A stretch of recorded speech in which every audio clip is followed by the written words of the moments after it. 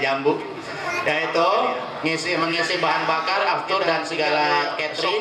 Kemudian setelah itu terbang ke Jeddah selama 3 hari di Madinah, ya, ziarah ke Masjid Nabi, ziarah ke makam Rasul, ke Baqi, keluarga Nabi, sahabat dan sebagainya, berziarah juga ke Masjid Qiblatain, ke Masjid Kuba, berziarah juga ke 40 syuhada di Uhud. Biasalah itu ke kebun korma, mati korma, kemudian ke Gunung Magnet. Itu mah cuma jalan-jalan deh itu mah. Kemudian ba'da Jumat saya akan ke Mekah. Itu Mekah itu lumayan kayak dari ke Jawa Tengah itu. Lumayan jauh.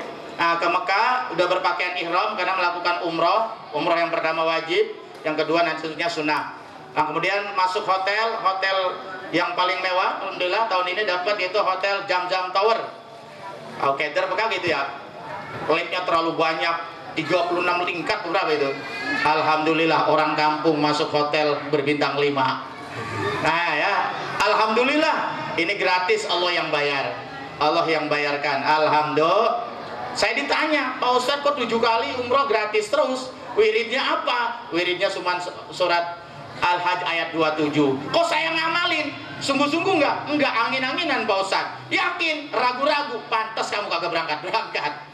Ya, jadi alhamdulillah nanti setelah itu 4 hari di Mekah, ya sholat dan sebagainya, langsung ke Jeddah. Jeddah terbang lagi Bangkok di Indonesia tanggal 3 Rebo. Alhamdulillah, mudah-mudahan atas izinallah saya sudah ada di Darul Amanah. Jadi saya minta doanya, ini perjalanan yang cukup relatif panjang, jauh, perlu waktu, perlu fisik. Doakan supaya ibadah saya khusyuk, ya lancar. Kalau saya sehat, ibadah lancar, saya juga bisa doain ibu kan ya Bu ya. Saya bisa doakan bapak-bapak ya Pak ya. Allah, salih santri Darul Amanah semuanya, berikanlah kemudahan, kesempatan untuk datang ke tempat ini. Amin. Cuman kudu pengen banget dah, ngiler kalau perlu. Itu ada aja, tapi kalau ragu-ragu, kurang mantep, rada susah nyampenya. Ya weh, jadi kalau udah pengen banget, insya Allah nanti Allah kasih jalan keluar. Caranya bagaimana? Terserah Allah Subhanahu. Kepada anak-anakku sekalian yang mau ngabdi di sini, nanti bisa silakan isi formulir, nanti namanya fakta integritas ya. Kalau betul ingin ada juga yang mengabdi, ada yang tidak, silakan saja nanti mengajukan kepada Gus Ibnu ya. Karena Bapak besok akan berangkat, mungkin gak ini, tapi Bapak pesan kelas 6, kelas 5 tolong jaga pondok ini, karena tetap malam harus ada yang ronda karena yang mengabdi. Kelas 5 yang mau ngecat kursi apa saya silakan. Bapak sih nggak mau maksa, tapi kalau punya ide sendiri mantap ya, harus punya ide sendiri. Ini ada acara yang nggak terliput ya, kenang-kenangan nggak ada sih, nggak ada. Apa memang nggak ada kali? Nggak ada. Ya. Ini jadi inilah Bapak sekalian, ibu-ibu, terima kasih. Bapak ya Pak, sekali lagi saya mengucapkan selamat kepada bapak-bapak, ibu-ibu, khususnya wali santri yang anaknya wisuda pada hari ini. Ya mudah-mudahan jasa kebaikan ibu bapak yang telah membiayai anaknya, yang menyerahkan anaknya di sini, saya serahkan kembali. Ya saya serahkan kembali, mudah-mudahan ilmunya bermanfaat. Ala haziniyah walakulatin sallallahu alaihi Nabi Muhammadin sallallahu alaihi wasallam bisiril Fatihah. A'udzubillahi minasyaitonirrajim. Bismillahirrahmanirrahim. Alhamdulillahirabbil alamin arrahmanirrahim maliki yaumiddin. Iyyaka na'budu wa iyyaka nasta'in shiratal mustaqim shiratal ladzina an'amta 'alaihim ghairil maghdubi 'alaihim waladdallin. Amin. Sekian. Masih ada satu acara lagi, yaitu ceramah Isra Mi'raj. Mungkin nanti ada kaitan pendidikan yang disampaikan oleh saudara saya yang sering berbicara di radio. Dulu saya di radio juga, beliau pendengar saya malah. Ya, tapi sekarang malah saya dengerin beliau terbalik. Ya, mungkin saya udah senior, biar yang muda-muda. Ya, yaitu Al-Ustadz Haji Ansori Fahmi. Wallahu muwaffiq ila aqwamit thoriq. Assalamualaikum warahmatullahi wabarakatuh. Ibu sekalian yang berminat untuk mendaftarkan atau memasukkan anaknya ke Pondok Pesantren Darul Amanah, bisa untuk keterangan lebih lanjut silakan hubungi bagian tata usaha untuk memerintah brosurnya. Karena dalam brosur itu tertera lengkap profil serta persyaratan bagaimana untuk menjadi santriwan atau santriwati Pondok Pesantren Darul Amanah. Sekali lagi untuk bapak-bapak, ibu-ibu yang ingin atau berminat memasukkan anaknya ke Pondok Pesantren Darul Amanah, bisa menghubungi bagian tata usaha ataupun panitia PPSB untuk memerintah brosur, karena di dalam brosur di situ tertera lengkap bagaimana persyaratan untuk menjadi santriwan santriwati Darul Amanah. Dan untuk informasi lebih lanjut silakan hubungi panitia PPSB. Syukran ala khutbatihi wal barnamij tali mau'izatul hasanah. Sayakumu ala khutbatihi sahibul fadil al-mukarram wal muhtaram al-ustadz Ansari Fahmi, falyatafaddal alaihi mashkura. Dan meningkat acara yang selanjutnya adalah mau'izatul hasanah yang akan disampaikan oleh Al-Ustadz Haji Ansari Fahmi dari Radio Mercy. Dengan segala hormat kami persilakan. Assalamualaikum warahmatullahi wabarakatuh. Bismillahirrahmanirrahim. Alhamdulillahillazi khalaqal insan wa 'allamahul bayan.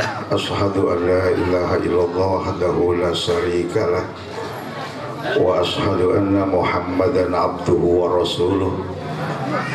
Allahumma sholli wa sallim ala sayyidina Muhammadinil Mustafa wa ala alihi wa sahbihi jawil sidqi wal wafa. Amma ba'du.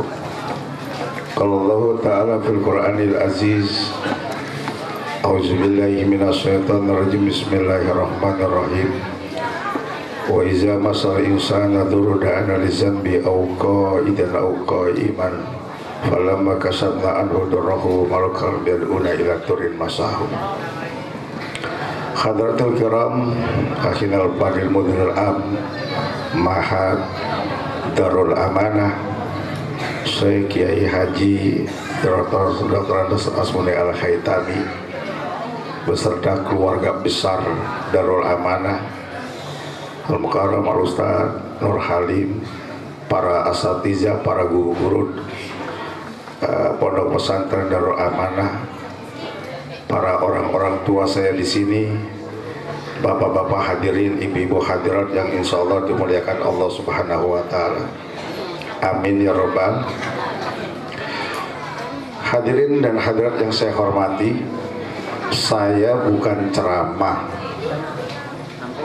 Pertama, saya dengan Radio Mercy ada program acara silaturahim dari pesantren ke pesantren yang disponsori oleh Teh Angin. Jadi Teh Angin itu mensponsori acara saya di Radio Mercy. Saya ada acara namanya Bingkai Iman pada setiap pagi, pada tiap hari. Itu yang di dalam, yang di luarnya kita muhibah keliling dari pesantren ke pesantren. Sudah 3 pesantren sampai saat ini. Yang pertama di Pondok Pesantren Al-Mukriyah di Pondok Aren. Yang kedua kemarin di Pamulang Ciputat. Yang ketiga di Darul Amanah. Wallahu alam selanjutnya ya. Itu program. Jadi saya cuma hanya meluluskan MOU antara perjanjian radio saya sebagai narasumber dengan pihak iklan. Jadi hadirnya di sini bukan sebagai penceramah. Yang kedua, beliau ini adalah keluarga saya semua. Haji Amsar almarhum orang tua saya. Saya bersyukur punya saudara banyak kiai, Pak.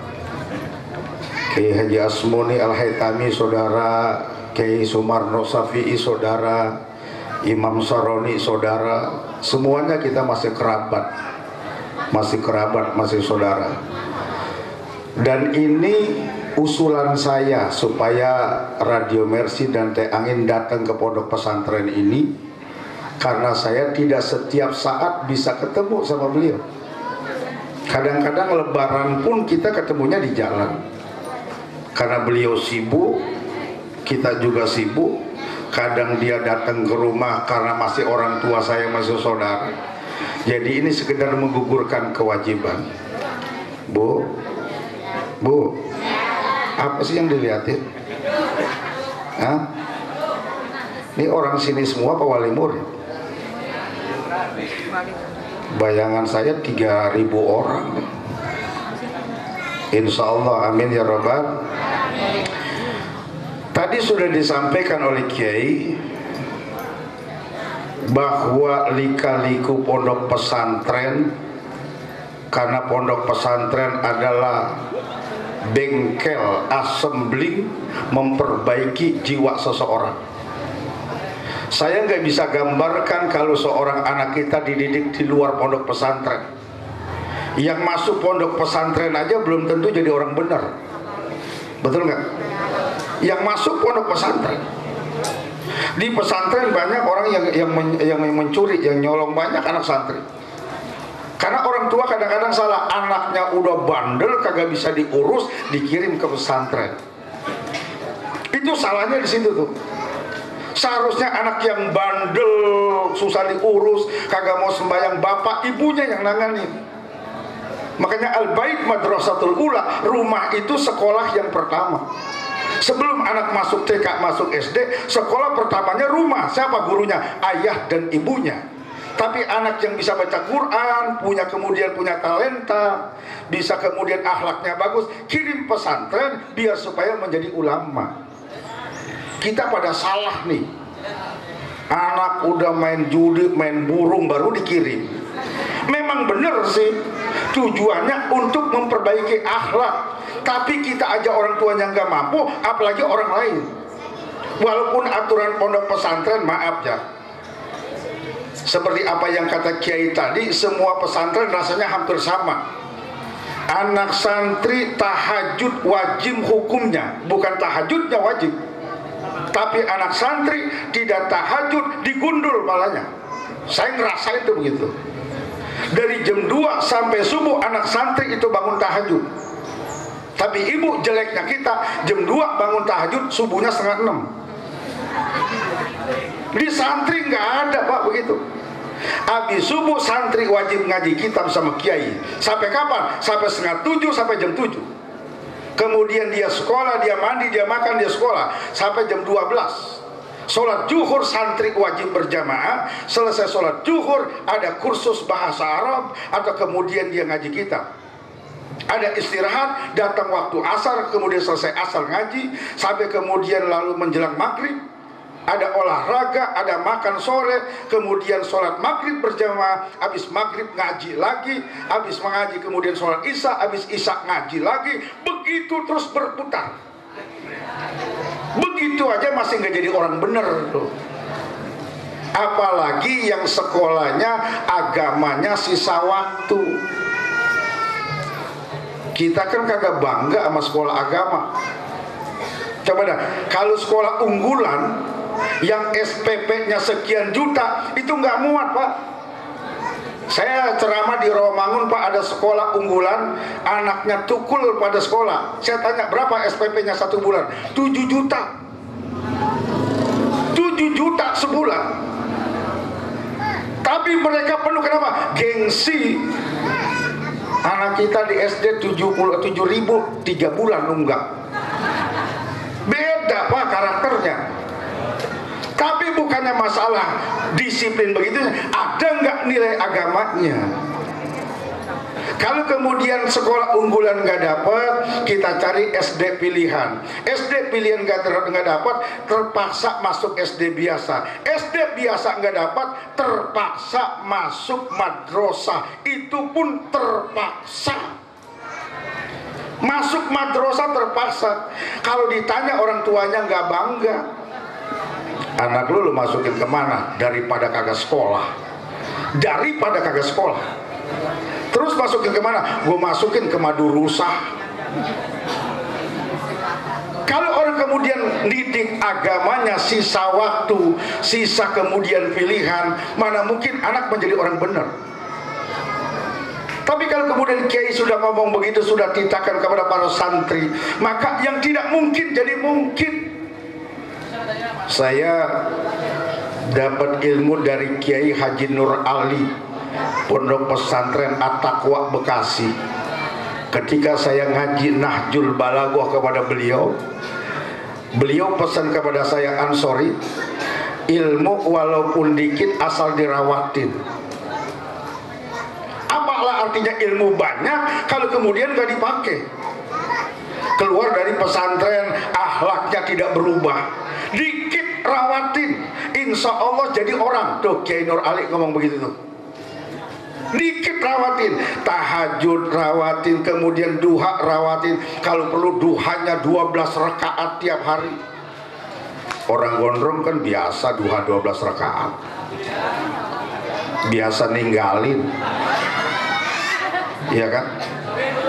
Kalau sudah begitu tidak ada yang tidak mungkin. Yang tidak mungkin kata kita, tapi di hadapan Allah tidak ada yang tidak mungkin. Betul gak Bu? Bu, pilih, punya anak pinter kagak bener atau bener kagak pinter? Milihnya aja bingung. Pinter tapi bener. Kalau cuma pinter doang di Cipinang penjara banyak tuh, cuma kagak pada bener. Supaya anak jadi bener, masukin ke pondok pesantren.